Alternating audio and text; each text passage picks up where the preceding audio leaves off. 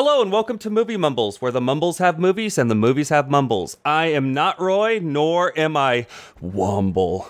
I am, in fact, Ashe K. Reaper. I have taken control of Movie Mumbles, forcing both Roy and Womble to watch Evil Dead 2. Bear in mind, if you haven't seen Evil Dead 2, you should.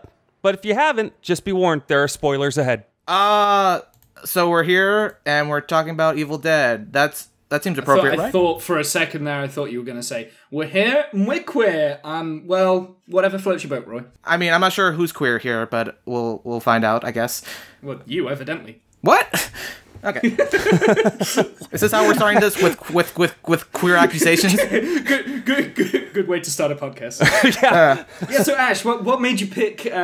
What made you pick Evil Dead 2? Okay. I'm generally interested. Well, the reason why I picked it is, honestly, it is one of my favorite movies of all time, and I just thought I wanted to share it with everyone. That's really it, because this movie's awesome. Yeah, Karen. Sorry.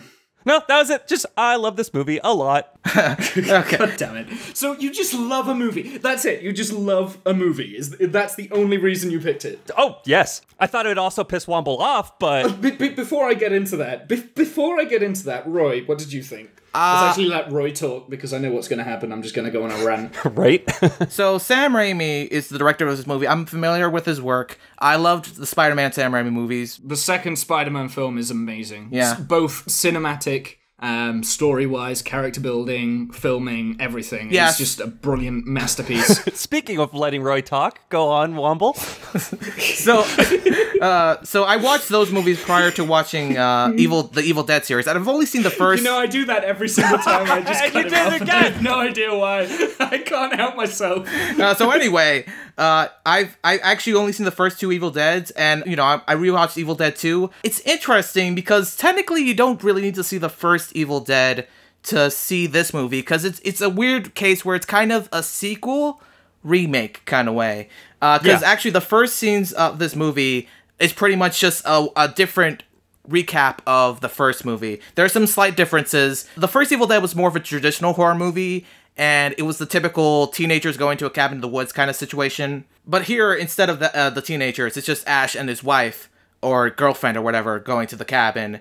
But there's still a bunch of allusions to the first film, which we'll get into later, maybe or not. But generally, I like this movie. I really do like Evil Dead 2. It is so crazy, there's so much to talk about. It's just such a crazy, wild, insane ride of blood and guts and comedy and yeah, it's just amazing. Just to piggyback on Roy for a second, there's a wives' tale about Evil Dead and Evil Dead 2, which I think has I think Sam Raimi himself said there's a lot of truth to it.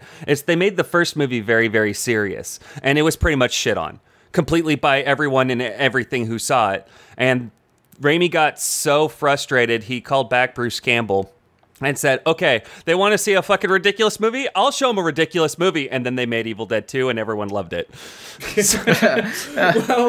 Okay, so maybe there, Ash, you picked the wrong film, because the only reason I like this as a movie is because it's fucking hilarious. It's not a horror film. This isn't a horror film. No, not even a little bit. This is a comedy. I mean, there's it's horror elements. It's not scary. Like, there's one jump scare, and it's foreseeable, and it doesn't get in the way of the edit. I actually like this because it's just slapstick dumb comedy. Yeah, I do agree. However, at the same time, it's just slapstick dumb comedy. So there's no story, there's no like character progression. It's just I didn't see that there was much of a effort behind it. What do you mean? Well, it did feel like that they did this in answer. Like, that makes a lot of sense now.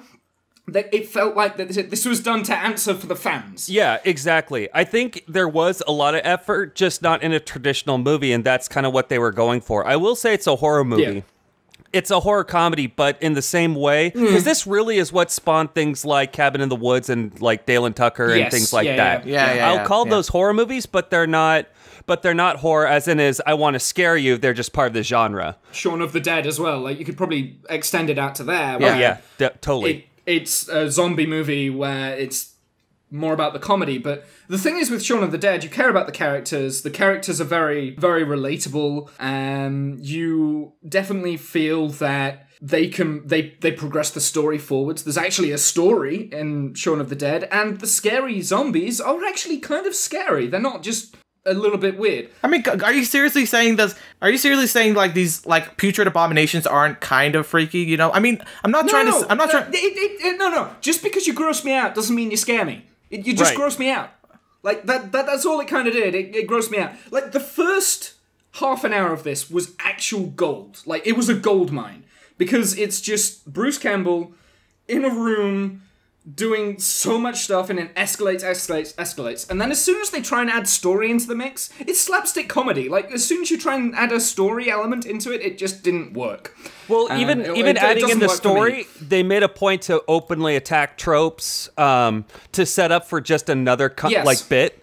And, I mean, again, that was the intent of all this, is to kind of also point out that people keep talking about how horror movies are scary, and they're not, because the suspension of disbelief only will carry you so far in these type of movies. I thought it was brilliant. I could see that. I could definitely see that there was a design behind it to make it... It was almost parodying horror films. It really was, in a way. Which I wasn't expecting. I really, honestly wasn't expecting that. I was expecting something very serious, very dark, some stupid sequel to a bad film. You haven't seen The Evil Dead, so you shouldn't speak about it. I haven't seen The Evil Dead. No, I haven't. So don't make shit like that. I presume it's bad because you've just explained to me that it's all the good parts of The Evil Dead 2 taken away. No. Pretty much. No. Okay. That was not what I said. I agree with Womble. What the fuck? I agree with Womble. There we go. Okay, wait. That was not what I say. First of all, I like the first Evil Dead, but I do prefer Evil Dead 2. Like, Evil Dead is more of a traditional horror movie, and there are things about it that are cool and stuff. There is more of a creepy atmosphere, and it is taking itself more seriously. However, this is more of a fun ride. Like, I will agree, I wasn't scared. Like, I'm a total pussy, but I wasn't scared at all by this movie. But this is more of a wild ride movie. Like, there is not a moment that really lets down. Like, there is either something... Like, there's just crazy stuff constantly happening. And I don't agree with you on the character thing, because there is one character that the movie focuses on the most, and he's, like, one of the awesomest and most hilarious characters in cinema, and that is Ashe Campbell. He's, like, the perfect combination. And now I want you to describe the character. Okay. Tell me what sort of person he is, and I want you to kind of explain his mentality and his way of thinking. So... You've got 16 minutes, Roy. I'm sure you can come up with something. Oh, I could do it right now. So this character is described as half Rambo and half Stooge. Without reading it off of fucking Wikipedia. No. Without reading it off of Wikipedia. No, I'm not reading Rambo, off of Wikipedia. He was ex-military, homeless guy who came back and couldn't adjust into town. Can you shut up for a second? Will you shut up for a second? Okay, let me explain. Okay? Instead of you yammering about, like, let me fucking explain. Okay? Okay. Anyway, he told the line for being a total fucking badass and a total freaking idiot, and that's what makes his character so, like, amazing. Like, he's a quote mine. There are so many memorable moments and quotes. He's a guy who is, like, he got his fucking hand possessed by a devil. He cuts it off and replaces it with a chainsaw. That is both incredibly badass and incredibly stupid, like, all at once. Like, he is just... Like, yes, there's not that much depth to his character, but who the fuck cares? Like, we're not watching this movie for depth or all that stuff. We're here for all this crazy blood, action, all that stuff. And this film provides that in frickin' spades. So, fuck you, Womble. Yeah, but I didn't know that going into the film. Like, is Sam Raimi going to come to me and explain why his movie was possessed in this way? Like, why... I disagree with that entire assessment, though. That's looking at Evil Dead 2 and Army of Darkness and the character of Ashe in the entirety through the line, because how I see this character, when he starts out, he's just a mild-mannered guy with, you could easily assume he has a normal job, normal girlfriend, normal life. And in the beginning, though, more often than not, he's getting pretty much his ass handed to him in every situation. Exactly, yeah. He's constantly scared. He's constantly afraid through a good chunk of this movie until one specific scene, he finally kind of snaps. I know the scene you're talking about. That's a great fucking scene. And it's the scene where it's the laughter scene is what I Literally call it. every single thing in the house is laughing, like the moose head, the sheep, the lamp. That scene in particular, actually, I absolutely love that scene. Absolutely loved it. That is actually a masterclass on how to do sound. Yeah. Because it builds from something laughing at him, and then the lamppost laughs at him, and then all the things in the room start laughing, and then he joins in, and then it gets bigger and bigger and louder and louder and louder, and it's blaring sound, and then it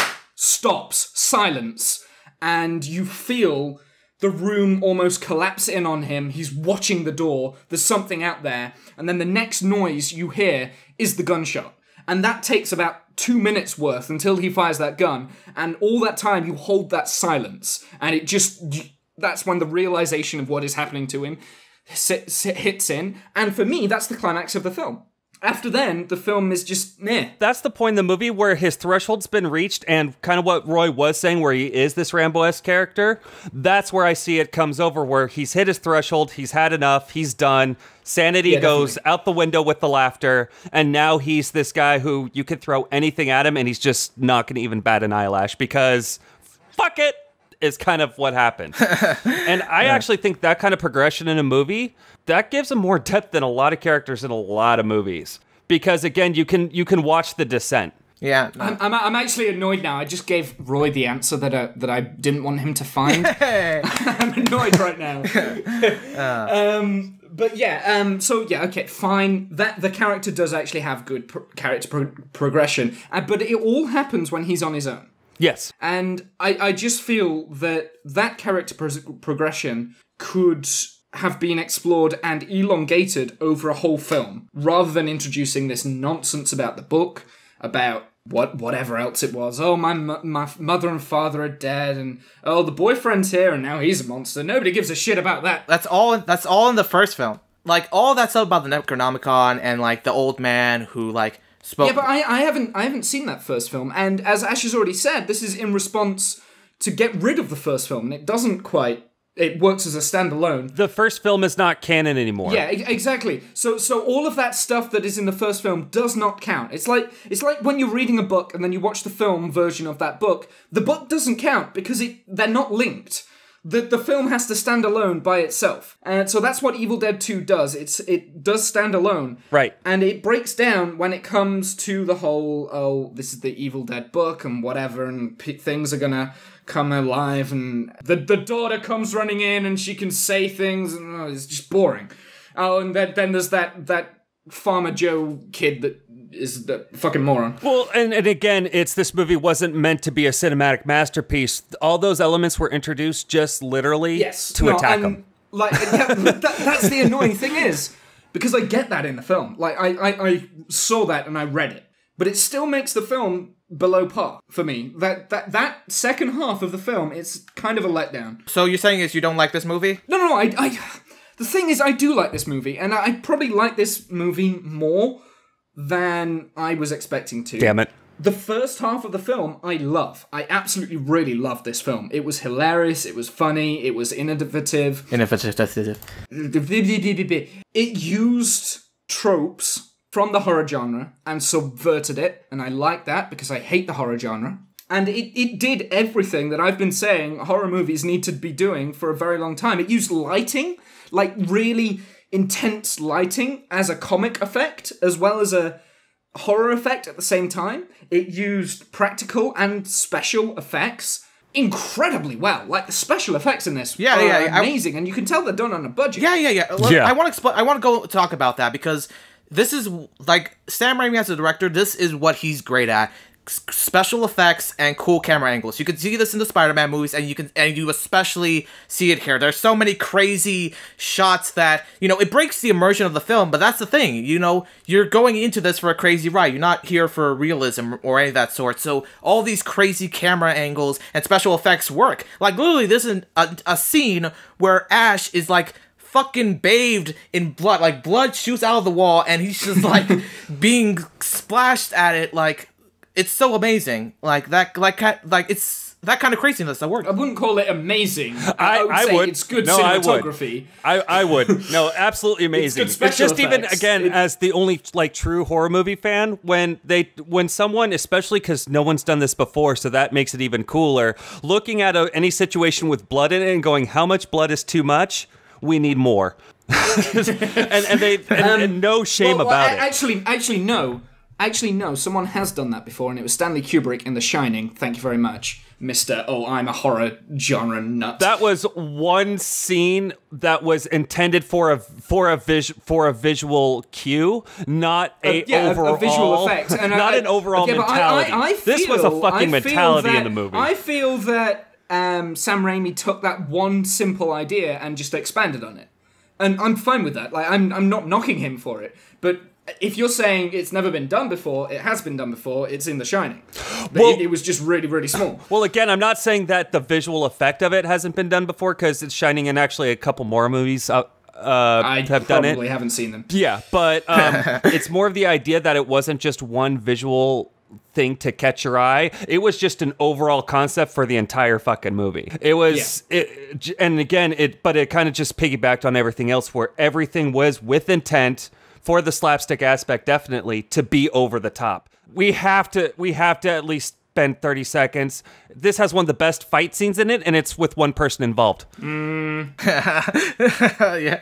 That hand is a great villain, by the way. Well, okay, so I'm a huge Jackie fan nut right now, and you're not gonna get past that. I'm gonna take that down as you've only ever seen horror films, so I'll let that slide. That's okay. That's sad. Generally, a subtle aspect I like about this movie is the fact that there are some brief moments where it seems like it's hard to tell whether the moment is like Ash's insanity, it's like the demons doing crazy stuff, or Ash just kind of being insane at this point. Like the scene with the mirror and other stuff where he kind of just wakes up from a dream and stuff. Like obviously, you know, it kind of like blurs the line of whether... Yeah, there was a dream sequence in this, and I've got a thing about dream sequences, so that's why they added it in. That. I know that it's there because they're trying to take the mick out of it, but it still annoyed me. Like it's like okay, so I go into my boss and she's saying, "Oh, all this paperwork on my desk is shit," and then I take a shit on her desk and it's like, no, that's shit. That would still be a dick thing to do. Like, it's still a bad thing, and it's fucking hilarious, but it's still a bad thing to have in the film, okay? So is that why you don't have a job anymore? Listen, that was the one time... Well, first of all, that's a bad metaphor, because first you would criticize the shit and say how much it's shit before anything else would happen, because Womble hates everything. But I mean, I actually agree with you. I just wanted to take a shot at you. But I mean, everything about this movie. If something doesn't piss you off for the movie, then it turns you on. Then it's the thing, they're trying to piss fans off. Then it's not really doing what it is intended to do. And that's why I'm like not mad by this. Like, I'm not generally pissed off, because it is a film that is trying to piss the fans off, and in doing so, made more fans, which is kind of like fuck you guys, fuck us then. Okay. Yeah, well, and that's the thing that again I like about the attitude, because obviously I know a lot of the background about the movie is they were hoping the fans would appreciate it for what it was, and they did, and that's rare, and especially when we talk about fanboyism, you know. Yeah. And again, I stand by that fight scene. That fight scene was inventive as fuck, and Bruce Campbell is not known to be the most actory of actors, but that was a pretty impressive situation there, if you ask me. Yeah, no, we're talking about the hand scene, by the way, with like his hand's so possessed, and he's like, it's just a great moment of slapstick, and it's just a fun moment of like just Bruce Campbell like messing around with stuff, and like his hands wiggling and stuff. Let's talk about the other characters for a minute, because we've talked about Bruce Campbell for fucking ages, and that's effectively what this film is. Yeah. I just want to talk about one of the other characters. Sure. And that is the Farmer Hick Joe, whatever his fucking name is. I don't even know. I don't even care. I don't actually know the name. To this day, I don't know his name. Any of the other characters apart from Ash. He's the only one that I actually know the name of in this film. But the Farmer Hick, whatever his name is, the repairman, he loses his marbles a little bit towards the end when his girlfriend is taken away by the treant. And, do you see what it did there, Lord of the Rings? No. Never mind. Fuck you off. So he, he loses his mind, and the other two are like, "Oh, we've got these pages. We can save everyone." He takes the pages, bear in mind they're made out of paper, and then throws them in the cupboard under the stairs. There was a fire right next to him. Why didn't he just throw them in the fire? First of all, as I push up my glasses on my nose, they were not made out of paper. Story-wise, I know that, because in the story, it said that these pages haven't aged. I get that, story-wise, but that's meta. But they're not made out of paper in the first place. He is a dumb fucking farmer. He would think, oh, it's a book. Oh, it's paper. Oh, fire, burn. Because dried flesh and paper feel so much like the same thing. But he's a farmer hick Joe that's never probably touched a book. Okay. Wait. I want to understand. You want to say he's too dumb to understand the difference between flesh and paper while arguing that he should be smart enough to do something. Yes. The fuck? That is exactly what I'm arguing. Okay. So maybe that's a plot hole, maybe not. Let's maybe change the topic a little bit. But no, it is if you get into his character, you take those off him, and he would just throw them in the fire. There's a fire right next to him. Why would he put them? You literally countered your own argument by saying he's so stupid to not do this. He should have been smart enough to do this other thing. It doesn't matter who counted who or what argument was broken. It's still a dumb thing to do. I will agree. Look, I think there's really two major characters that really the movie gives a shit about. One is Ashe Campbell, and the other one is the woman who is the one that kind of helps stop the Deadites at the very end and stuff. Every other character is kind of just there to die in horrible ways or to become possessed by demons. I will agree to that. But the thing is, it's fucking cool, to see her boyfriend or brother get possessed by a demon and do weird stuff. It's cool to see the hick girlfriend, gets killed by a tree, which is a reference to the Evil Dead, which did a similar scene, but it was much less tasteful, and I won't go too much into it. It's one of the infamous scenes from that film. And also, we want the hick to do stupid decisions, so that way it's satisfying to see him get eaten alive by the crazy mother figure, It's just mean, all joking aside, that hick and everything he did was just another trope. In horror movies is what it really was. Yes. I get that. I just wanted to be picky. I've been trying so hard to pick at this film to find faults, but every time I find a fault, it's kind of it's just a trope from the horror film that making fun of it, so it's not actually a fault. Right. Shit. It's with intent. Yeah, I mean everything. Again, everything about this movie is solid gold to me. I never realized it until Womble said something. I have to have seen this movie at least 50 times now. I only know Bobby Joe's and Ash's name. What? Bobby? Wait, what? After watching this movie 50 plus times until Womble pointed out, I realized the only two characters' names I know is Bobby Joe because it was named Bobby Joe because it was yelled Ashe, about 50 million times, and Ashe. I still don't know the rest of the characters' names. No, I don't. Yeah, no, those are the two that I remember as well. But you've watched it 50 million times, and those. And I still that is a true point. Yeah, I've seen this movie twice. Anyway, we're getting beside the point because my original question was, Ashe, why did you pick this film? And the answer. It's not because it's a good film. It's not because you like it. It's because the main character is Ashe, and he's fucking awesome in it. That's the only reason. What's wrong with that? What's wrong with that? What's wrong with that? First of all, don't spread your lies to me, sir. Because my name has an E at the end. Well, the only two things good about this film is Sam Raimi and the character Ashe. And? But the thing is that everything about this film is those two, so that makes this film good, and that's annoying. I like how you're so confident, you're so willing to dismiss this film for being awesome, essentially.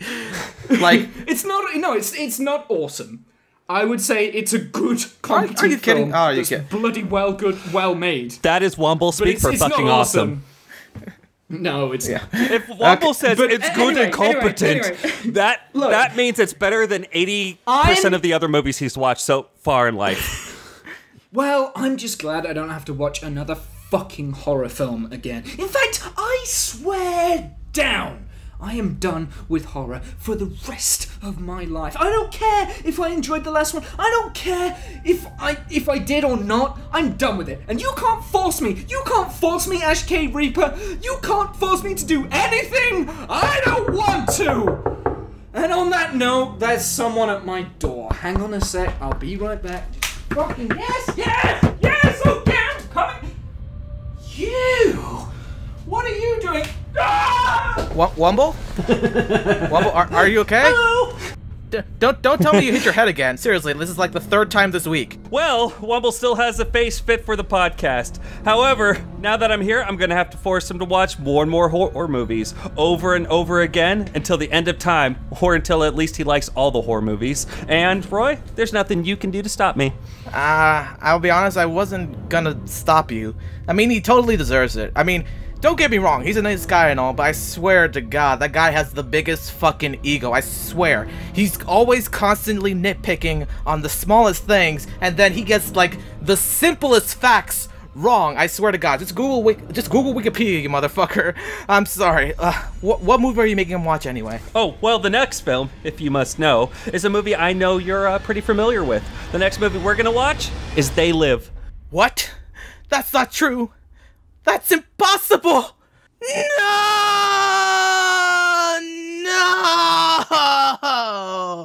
Actually, I kind of like that movie.